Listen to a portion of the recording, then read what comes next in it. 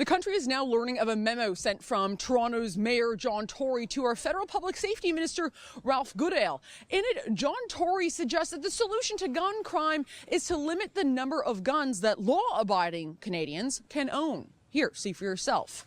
In the memo, John Tory writes that he was shocked to learn that certain licensed gun owners are able to amass small arsenals of handguns, and that he was further shocked to learn that there's no limit on the number of firearms any one licensed gun owner can purchase and possess. So I thought I'd present a little thought experiment to Mayor John Tory.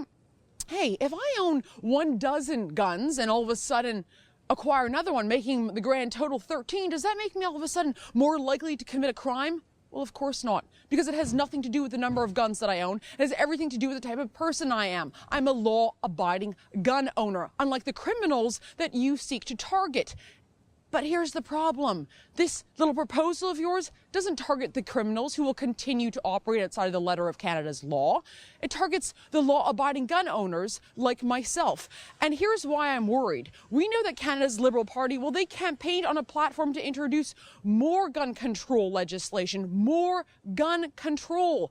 And I'm worried with this sort of signaling coming from a municipal legislator, well, that they'd be incentivized to do just this. So, newsflash, John Tory, quit targeting the law-abiding gun owners and perhaps look in your own backyard, because you'll notice that there's been a spike in gun crime as well as violent crime in your city ever since you gave into bleats of racism and did away with the actually productive measure of carding, which allowed your police force to monitor the streets properly, whereas this proposal will amount to nothing at all.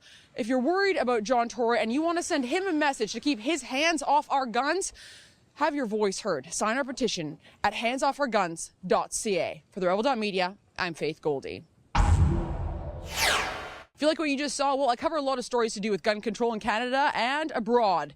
Subscribe to our YouTube channel by clicking below.